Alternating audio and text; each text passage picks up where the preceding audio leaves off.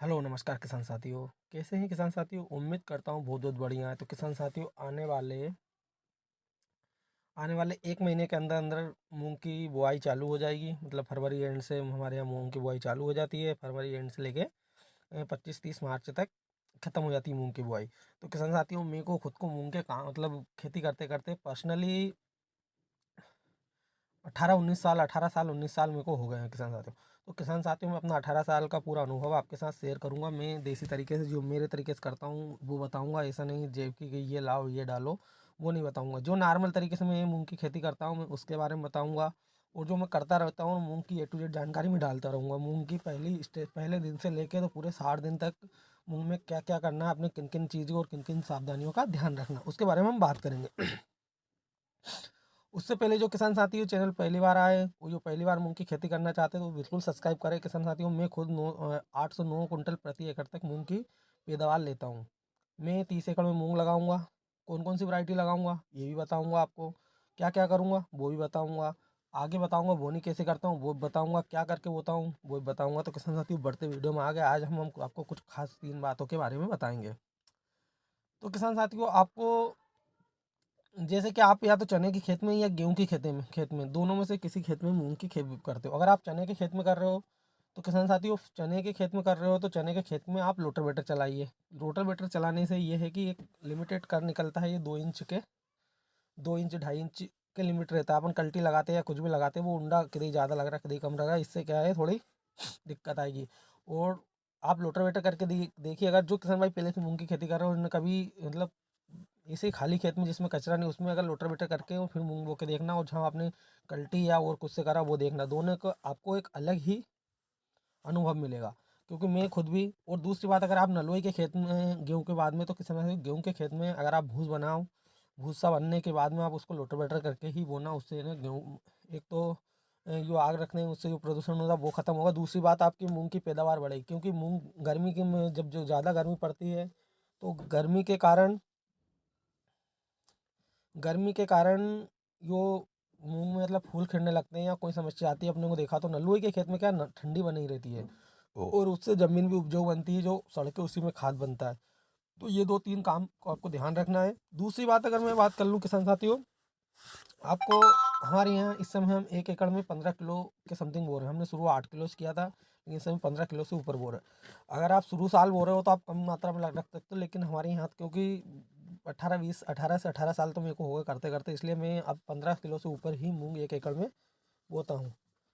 तो किसान साथियों, ये चीज़ है। और साथ में आपको पहले मतलब जो खरपतवार नियंत्रण के लिए किसान साथियों, आपको कुछ नहीं करना है। आपको खरपतवार नियंत्रण के लिए सबसे पहले बेलर 32 जो आती है वो डालिए। और साथ ही अगर आप मार्केट से बीज लेकर आ रहे हो तो उपचारित है, लेकिन फिर भी आप उसके साथ बेलर 32 के साथ क्लोरी और थायरम मैगजाइम, क्लोरी आप 40% या 20% में ले सकते हो, जो दीमक का, और थायरम मैगजाइम जो जड़ मुंह की समस्या को निदान करती है। तो इन दोनों को बेलर 32 के साथ आप मिला के डाल सकते हो। ये क्या है, पूरे तरीके से ज़मीन में जाएगी और आपको मतलब ये समस्या नहीं आने देगी, जैसे दीमक लगना या जड़ मुंह लगना या गलने की समस्या। ये समस्या से आप बचे रहोगे। तो ये थी किसान साथियों बुआई के समय। अब आप पहली बात ये है कि मूंग की बुआई के बाद आपने मूंग बो दिए, मूंग में अपना पानी हो गया। तो मूंग में पानी होने के बाद में किसान साथियों, जैसे कहीं पे डाबर टेकर जमीन है तो आपको फिर भी उसमें मतलब है ना, आपको उसमें है ना नोजल चलाना। लेकिन नोजल से कभी मूंग मत उगाना। नोजल के मूंग कभी सक्सेस नहीं होते, उगते हैं लेकिन कहीं छीदे कहीं कैसे। आपको हो सके यहाँ तक आपको खुला पानी जो बोलते हैं पाइप द्वारा, उसी से उगाना है। उसके बाद में आप नोजल खूब चलाइए, कोई दिक्कत नहीं है। तो ये समस्या आती है अगर आप नोजल से उगाते हो तो वो लिमिटेड मात्रा में, मतलब उसके लिए आपको तो बीज ज़्यादा ही डालना पड़ेगा, क्योंकि वो गर्मी पड़ती है, खेत सूख जाता है, नोजल के पानी सक्सेस नहीं होता। मैं हमारे हमारे यहाँ की ज़मीन के बारे में बता रहा हूँ, आगे की नहीं बता सकता हूँ मैं।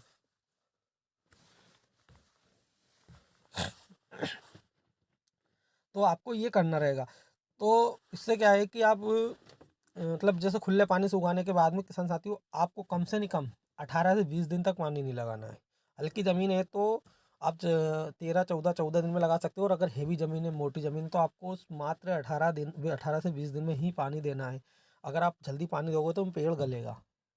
पहली बात, पानी देते समय आपको एक बात का पूरी तरीके से अनुभव रखना चाहिए कि डबल पानी नहीं लगना चाहिए। जैसे कि अपन ने आज आज पानी दिया और कल फिर खेत सूखा और अपन ने कल फिर वहाँ पानी निकाल दिया।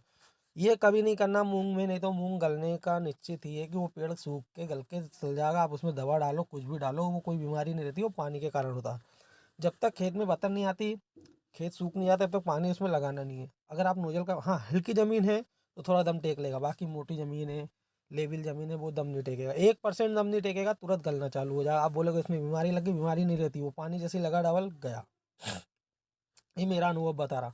आपको ये अनुभव प्रैक्टिकल में आने वाले वीडियो में बताऊंगा, मैं मेरे खेत में बताऊंगा, क्योंकि मेरे खेत में निकल जाता है। मैं आगे बताऊंगा आपको मूंग की पूरी खेती में, मतलब इसको मूंग के में पूरे कम से कम 60 दिन के पूरे, हर रोज, हर हफ्ते में एक लॉन्ग वीडियो, बाकी डेली शॉर्ट वीडियो आपको देता रहूँगा। इसलिए चैनल को सब्सक्राइब करके बेल आइकन, क्योंकि मूंग की बहुत कम दिन की खेती है, बहुत कम दिन की खेती, 60 दिन की खेती है।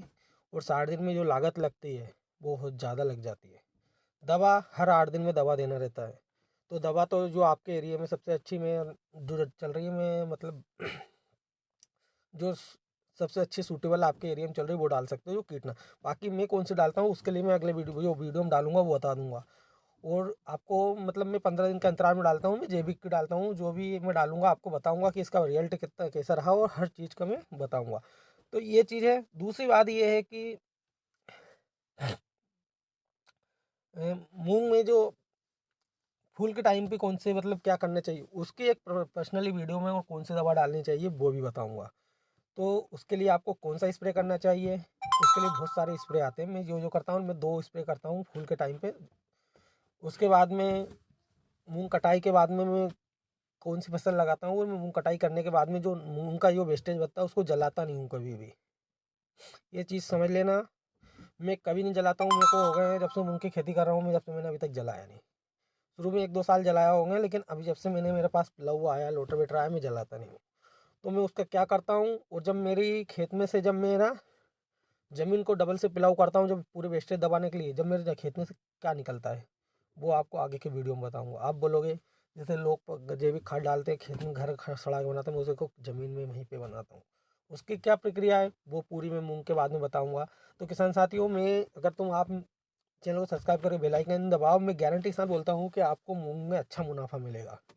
आपको मूंग में कौन सी समस्या आ रही है मेरे को बताइए। और मूंग की खेती आपको हर साल एक नया एक्सपीरियंस देती है। हर साल नया एक हर साल एक कुछ ना कुछ नया सिखा के जाती है। ये चीज़ 100% है। तो मैं आपको ये बताऊंगा क्या इस साल मैंने क्या सीखा है, मेरा क्या अनुभव रहा है, पूरा हर एक A to Z वीडियो में। मतलब ये जैसे मूंग का पहला मैं बोनी करूंगा उससे लेके 60 दिन तक, डेली कटाई तक मैं कुछ ना कुछ उसमें जो भी लगता है वो बताता रहूँगा। तो ये मेरा उद्देश्य यही था। अगर हम मूंग की अगर वैरायटी की बात कर ले किसान साथी, हाँ ये मैं बता सकता हूँ कि मैं कौन कौन सी वैरायटी लगाऊंगा। तो किसान साथियों, मैं एक तो लगाऊंगा स्टार 444। वो पहले नंबर पे जो रखूंगा, मैं रखूंगा डबल के तलवार। ज़्यादातर हमारी डबल की तलवार और स्टार 444। और बंसी गोल्डी भी बो सकते हैं कुछ ज़मीन में, इसका कंफर्म नहीं है, क्योंकि जिन्होंने बोया था उनसे थोड़ा प्रैक्टिकल लूँगा। और मैं उसके बाद में बंसी गोल्ड का भी, ये 3 वैरायटी लूँगा। और आप चाहो कि 3 वैरायटी का फुल रिव्यू आपको मैं बना के दूँ, मतलब उस वैरायटी के बारे में, तो उसके बारे में तीनों के अलग अलग 3 वीडियो डाल दूंगा कि इन 3 वैरायटी का मैंने पिछली बार स्टार 444 बोया था, वीडियो डला हुआ है। बंसी गोल्ड बोया था, वो सॉरी डबल तलवार बोया था, उसका भी डला हुआ है। तो आप बोलोगे तो उसका पिन में कमेंट में वो डिस्क्रिप्शन में उसको पिन कर दूंगा, तो आप उस पर जाकर देख सकते हो। उनका कटाई का जो वीडियो था वो बता दूंगा। बाकी डबल का तलवार सबसे ज़्यादा वो आएगा, कम से नहीं कम डबल का तलवार 20 से 25 एकड़ में जाएगा। बाकी 5 एकड़ में डबल तल वो स्टार और बंसी गोल्ड हो सकते हैं। इनमें दोनों में से ही 3 वैरायटी ही का हमने चेंज कर रखा है, ये हमारे पास रखी है। तो आप ज़मीन के सूटेबल, अगर आप चना के खेत में बो रहे हो तो बंसी गोल्ड स्टार 444 बो सकते हो, और गेहूँ के खेत में अगर बो रहे हो तो आप बंसी गोल्ड वो डबल का तलवार बो सकते हो। क्योंकि ये स्टार 444 और बंसी गोल्ड थोड़ा लेट है, डबल के तलवार थोड़ा जल्दी कट जाता है। तो आप अगर चने के खेत में बो तो ये चेंज कर सकते हो। बंसी गोल्ड में एक समस्या ये है कि उसके दाने उगने में थोड़े मात खाते हैं, मतलब अपने को उसको वो डांटे बोना पड़ता है। ये उगता मतलब दाना इसका हार्ड आता है, पता नहीं क्या होता है, उगता कम है। तो ये वीडियो में आपको मैंने बता दिया है। आपको अच्छा लगा हो तो चैनल को बिल्कुल सब्सक्राइब कर सकते हो, अगर आप मूंग की खेती के बारे में सोच रहे हो तो।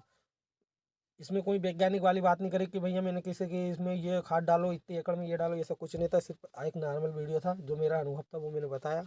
वीडियो अगर अच्छा लगा हो चैनल सब्सक्राइब करके बेल आइकन दबा दे, अपने दोस्तों के साथ शेयर करना। धन्यवाद।